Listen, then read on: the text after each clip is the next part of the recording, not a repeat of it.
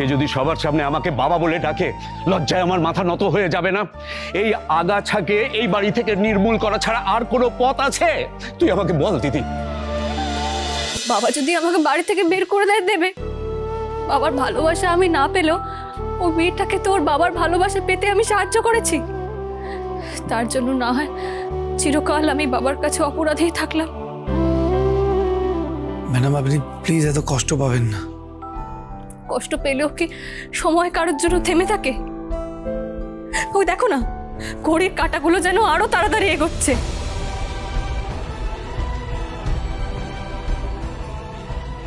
হ্যাঁ ম্যাডাম, কিন্তু তুমিও তো আর আমাকে কোনোদিন ম্যাডাম বলে ডাকতে পারবে না শুভ। আমি আমার বাবাকে ছেড়ে কি করে থাকবো? বাবার থেকে দূরে থাকা মানে তো আমার কাছে মৃত্যুর সমান।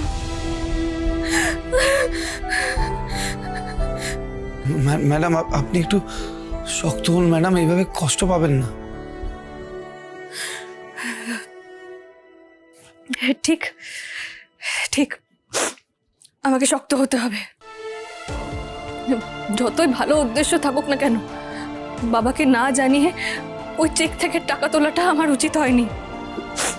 বাবা যা শাস্তি দিচ্ছে আমি মাথা পেতে নেব। শুভ, তুমিও তো আমাকে কতবার প্রবলেম থেকে বাঁচিয়েছো, কিন্তু এই পরিস্থিতিটাই এমন যে তোমার হাতও বাঁধা। শুভ, তুমি চিন্তা করো না, যতই বড় ঝড় আসুক না কেন আমি ভেঙে পড়বো না। আমি শক্ত থাকবো, আমি মোকাবিলা করবো।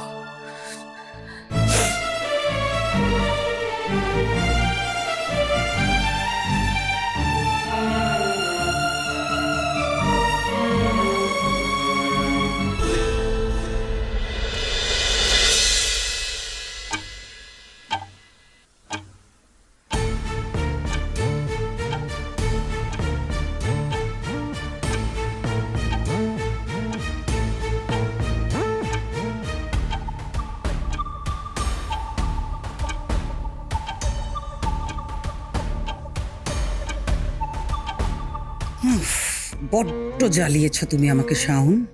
প্রচুর অহংকার হয়েছিল তোমার, তাই না? আজ তোমার সমস্ত অহংকারের পতন ঘটবে। 10 লাখ টাকা তুমি জীবনেও জোগাড় করতে পারবে না, আমি জানি। তার উপর ঘড়িতে যেই 10টা বাজবে, সঙ্গে সঙ্গে তোমারও 12টা বেজে যাবে। মা, দিদিয়ার জন্য আমার খুব টেনশন হচ্ছে। 10টা বাজে তো আর কিছুক্ষণ বাকি। কি হবে মা দিদিয়ার? দিদিয়া যদি টাকাটা জোগাড় না করতে পারে তাহলে? বীরু, এই দেখ, 10টা বাজতে আর 1 মিনিট বাকি আছে, কিন্তু শাওন কোথায়? ওর তো কোনো পাত্তাই নেই। আমার কি মনে হয় জানিস, তুই যে এত বড় একটা কথা বললি, 10টার মধ্যে 10 লাখ টাকা তোকে দিতে হবে, ও কোনো গুরুত্বই দেয়নি ব্যাপারটায়। হ্যাঁ, আমার তো মনে হয় ও খুশি হয়েছে যে এই বাড়িতে কেউ আর থাকতে হবে না। এই তো আর মাত্র কয়েক সেকেন্ড বাকি আছে, এর মধ্যে নিশ্চয়ই টাকা জোগাড় করতে পারবে না। তুই তো অপেক্ষা তো করতেই হবে, সময় যখন আছে।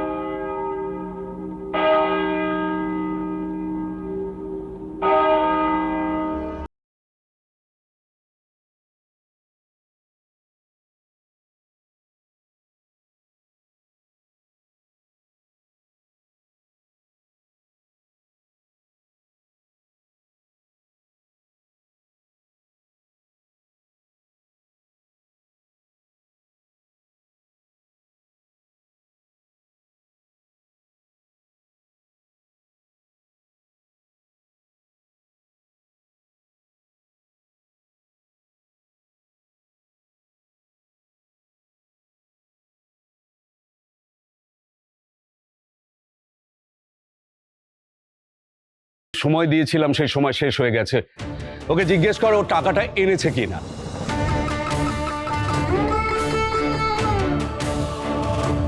কি হলো শাওন? চুপ করে দাঁড়িয়ে আছো কেন? তুমি নিশ্চয়ই জানো যে আমরা সবাই এখানে ওয়েট করছি না তোমার জন্য, আমরা সবাই ওয়েট করছি তুমি 10 লক্ষ টাকা বীরুকে দেবে সেই জন্য। আশা করি তুমি এখন অন্তত বুঝেছো যে এর সঙ্গে তোমার বাবার মান সম্মান জড়িয়ে রয়েছে। দিদি, পথে চলতে গেলে পায়ের তলায় কাঁটা পড়ে, কাঁকড় পড়ে, আর সেই জন্যই আমরা পায়ে জুতো পরি, নিজেদের সুরক্ষিত রাখি। কিন্তু সেই কাঁটা যদি জুতোর মধ্যে থাকে না, তাহলে রাস্তায় ফুল বিছানো থাকলেও চলতে গেলে আমাদের সেটা কষ্ট দেয়। তখন ওই কাঁটাটা জুতো থেকে বার করে ছুঁড়ে ফেলে দিতে হয়। ওই রকম একটা কাঁটা আমাদের পরিবারের মধ্যে ঢুকে বসে আছে, আমাদের রক্তাক্ত করছে, ক্ষতবিক্ষত করছে। দিদি, আমি এই সমাজে মাথা উঁচু করে বাঁচি, তার জন্য আমাকে জীবনে বহু কষ্ট করতে হয়েছে।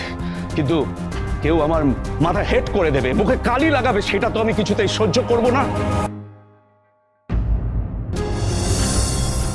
দিদি, আমি তো একটা সুন্দর সাজানো ফুলের বাগান চেয়েছিলাম, আমি তো বিষাক্ত কাঁটার গাছ চাইনি। এই ওর জন্য আমার জীবনের সব শান্তি বিসর্জন দিতে হচ্ছে। ও আমাদের ক্যাটাগরিতে পড়েই না, ওকে একটা আগাছা বললে ভুল বলা হয় না। সে যদি সবার সামনে আমাকে বাবা বলে ডাকে, লজ্জায় আমার মাথা নত হয়ে যাবে না? এই আগাছাকে এই বাড়ি থেকে নির্মূল করা ছাড়া আর কোনো পথ আছে? তুই আমাকে বল দিদি। স্যারের কথাগুলোতে ম্যাডাম খুব কষ্ট পাচ্ছেন। হে মহাদেব, তুমি ম্যাডামের কষ্টগুলোকে খুশিতে পরিণত করে দাও। বীরু, বীরু তোর কষ্টটা আমি বুঝতে পারছি বীরু। তুই তুই এতগুলো মানুষের, লক্ষ লক্ষ মানুষের আদর্শ, তুই এই রাজ্যের শিক্ষামন্ত্রী বীরেন্দ্র চক্রবর্তী। আমি ভাবতে পারছি না বীরু, তুই যখন এরপর বাড়ি থেকে বেরোবি তখন লোকে তোর দিকে আঙুল তুলে বলবে ওই যে চোরের বাবা যাচ্ছে। তখন সবাই ভুলে যাবে যে আমার ভাইটা আসলে কত বড় মনের মানুষ, মানুষের ভালোর জন্য কি কি করেছে সবাই ভুলে যাবে। তখন শুধু এটাই বলবে যে এই রাজ্যের শিক্ষামন্ত্রীর মেয়ে একটা চোর। আমি ভাবতে পারছি না বীরু। আমি জানি এর আগেও তো শাওনের জন্য বহুবার তোকে মাথা নত করতে হয়েছে, বহুবার তোকে অপমানিত হতে হয়েছে, কারণ বারবার শাওন পরীক্ষায় ফেল করেছে। তবুও মেনে নিলাম, কিন্তু এটা তো চুরি। কিন্তু বীরু, আমার যে বড় চিন্তা হচ্ছে, আমরা কি করব এখন? তুই আর আমি শত চেষ্টা করলেও এই খবরটা তো বাইরের লোকের কাছে পৌঁছবেই, আমরা তো সেটা আটকাতে পারবো না বীরু।